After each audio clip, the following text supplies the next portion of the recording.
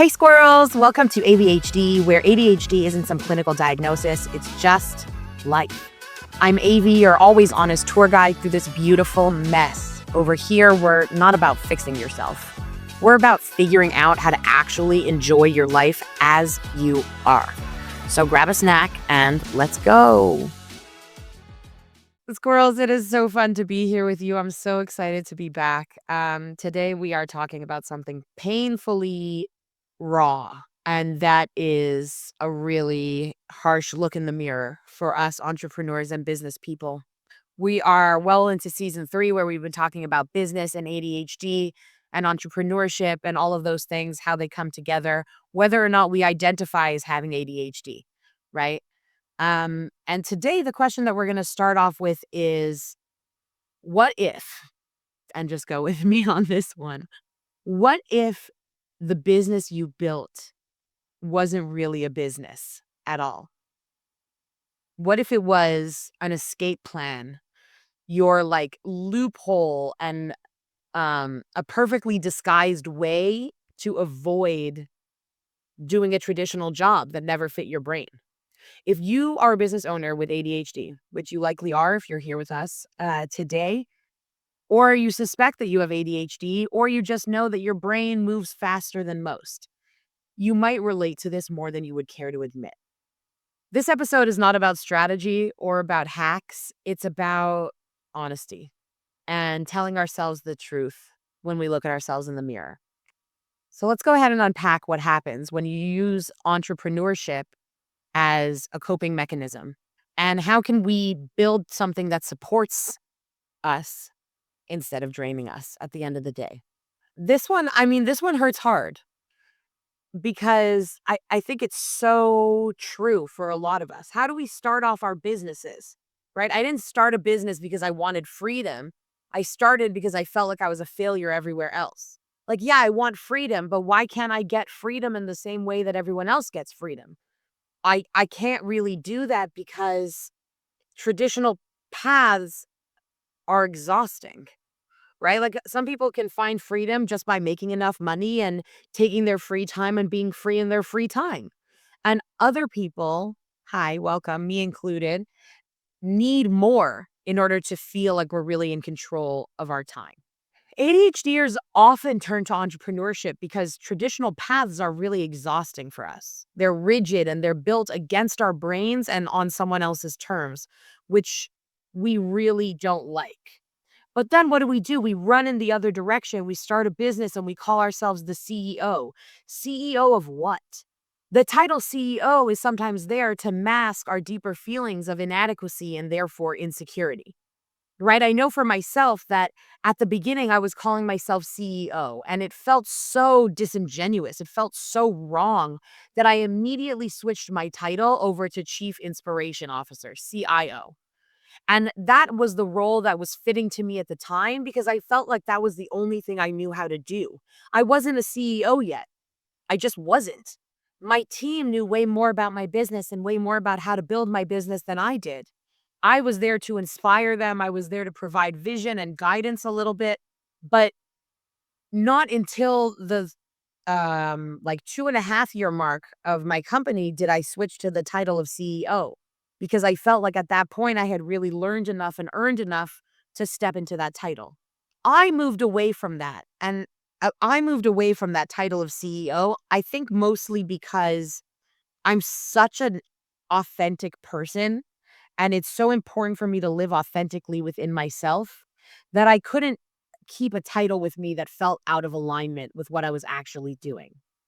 But those first few months as the CEO, before I made that switch to Chief Inspiration Officer, they make you feel so good because that feeling, that fantasy of control exists, right? Like if I'm the boss, if I'm my own boss, no one can tell me that I'm doing something wrong.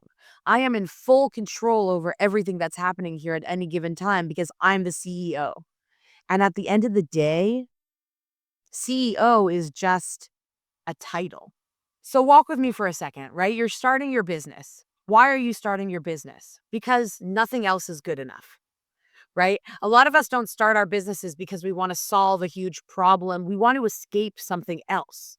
We feel like a failure other places. Traditional jobs didn't work for us. We're constantly getting into fights with our coworkers or bickering with our managers or being told that we do too much or we overstep or whatever the case may be, right? When we're working in corporate jobs. So ADHDers often turn to entrepreneurship because traditional paths are exhausting and they're rigid and they're built according to someone else's systems and largely built against our brains. And when you step into your own company and you take on that label of CEO, ooh, that feels so good. That can mask your deeper feelings of inadequacy, right? Because we tell ourselves a story. I left corporate because they couldn't appreciate who I was, blah, blah, blah. And like, part of you knows that that's right. And part of you isn't really sure. Maybe you're just lying to yourself. Maybe you're just not cut out for anything, but you know that you're not cut out for that, that other job that I was working. So let me try this. Like maybe this will work out for me, fingers crossed. And it's such an appealing fantasy to step into because when I'm the CEO, I am in control of everything. If I'm my own boss, no one can tell me that I'm doing things wrong. But the problem is when you're your own boss, you also don't necessarily know what you're doing wrong, and that's a really big problem.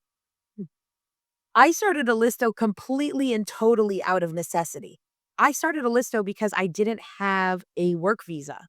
And I needed to find a way to make money for my family without having a work visa. So I needed to do that legally without being able to be employed by anyone else. So I started this company and I didn't know what the hell I was doing. I was the CEO of literally nothing. But the nature of my company is I had to hire people very quickly. I couldn't just build it out on my own. And when I hired them, I realized that they're so much better at their jobs than I am at mine. And that was the moment that I decided to step away from the CEO role. That was about 6 months into the company. And I changed my title to CIO, to Chief Inspiration Officer, because I felt like that was what I was really doing. And having that authenticity was very important to me, not really because anyone was watching what I was doing, but because I wanted to know that when I woke up in the morning and I looked at myself in the mirror, I was telling myself the truth. And I was being authentic and accepting, celebrating my strengths, but also accepting my weaknesses and working with those to continuously build my company. And I remained the chief inspiration officer for the next 2 years until around the 2.5 year mark of the company, where I felt like I had learned enough and done enough and earned my role as the CEO. And I stepped back into the chief executive officer position, and I have been making strategic decisions and moves since then. So for Alisto and for my other companies as well, it was built out of necessity. Um, and then honestly rebellion because people kept telling me that I was on the wrong path and I wasn't doing the right thing when I knew that I was. And then, of course, survival. But over time, I learned to evolve the company with intention and subsequently evolve myself with intention to grow in the roles as I needed to continue to make my company successful. There's a very fine line between building life on your own terms and building a life that helps you hide. What I mean by that is, are you are you actually building a business or are you avoiding something else? Well, how would you know? Right? So here are some signs that your business might be a coping mechanism. You panic when things are calm. Um, you struggle to rest without guilt. And you always have to like prove that you're working hard. So this kind of looks like a hamster on a wheel, right? When the hamster's on the wheel and the wheel is spinning and spinning and spinning and spinning and spinning, it feels like it's doing something, right? Like I'm getting exercise. I'm productive. But what about when things are calm? So if you have a strategic vision for your business, when things are calm, this is the time when you take the opportunity to build strategy, to scale to the next level, to plug holes that might have come up, to address challenges that arose over the last whatever. These are your opportunities when you have that calm time. But if your business is really just a coping mechanism, then every time things get calm, that old feeling of, am I even doing anything at all, comes back up and starts to mess with you and mess with your head. Why does that happen? In our society, we are conditioned to believe that productivity equals worth. The more that I'm productive, the more that I'm contributing, the more worthy I am. But your productivity is not your self worth. That state of busyness, feeling safer than stillness, is a state of constantly being in like a high cortisol state. You're constantly stressed, you're constantly on edge, and that feels safe to you. But the reason it feels safe is because it's familiar. Familiarity does not mean better, and it doesn't mean safer. It means something that you're used to, but you could be used to stuff that's really, really bad for you. So you feel safe in something because you're trying to escape another unpleasant feeling, but that feeling of safety is not safety, it's familiarity. And you crave being busy and busy and busy and running and moving and going all the time when really you're missing out on your opportunities to slow down and be intentional and strategic. You're tapping into one piece of your ADHD, which is the creativity and the ability to go, go, go, go, go. But you're not tapping into the other part of your ADHD, which is your ability to see large quantities of data and to make strategic decisions. You can't heal from burnout inside of the system that created it. And sometimes that system is the business that you created. So sometimes you cause your, like, you build your own prison. You build it brick by brick in an attempt to escape something else. There's tremendous cost to building a business that's fueled by fear or shame. Um, and when I say fear or shame, I really do mean ego. Because ego comes to protect us from those things. Why do we have this big, bad, strong ego that stands in front of us and protects us against the world? To keep us from feeling that shame, that inadequacy. We're trying to quiet a voice and prop up our own ego. But at the end of the day, if that's where you started, that's always where you're going to end up. Right? Like we say that if you start a business.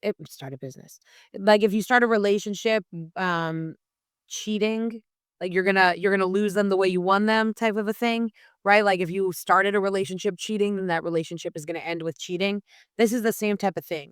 If you started a business to run away from something and you never did the work, then when the music stops, you're going to be left in that same place with those same feelings of inadequacy and those same feelings of shame. When we do that, when we're left with those feelings of shame, the only thing we can do is react. And then we are in a place where we are leading with reactivity instead of leading with intention and regulation.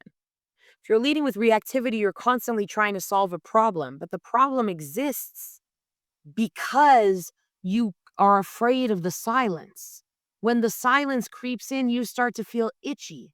So then you go and you run and you do the next thing and you try to fill the void, but that void is there on purpose. You need that void because you need the space and the silence to be able to work through something on your own and to be able to be sufficiently uncomfortable with it without being able to take any action so that when the action time comes, you'll be well more thought out. You'll be way more thought out in your path forward. When we take those times to pause and we create space for ourselves to be uncomfortable, wow, it seems like I'm really not doing anything. Why am I not doing anything? Do I know what I'm supposed to be doing? Okay, really, my priorities should be this and this and this. Why am I not doing those priorities?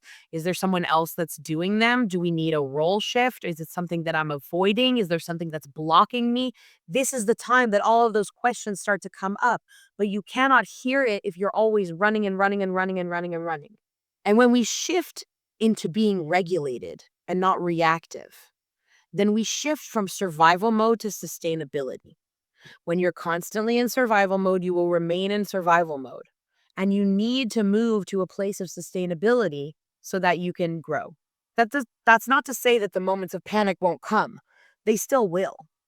It's just when they do, you'll know what to do about them. You can respond in a regulated way and not in a reactive manner. Everything that we do in our lives, in our businesses, in our relationships, they're all iterations.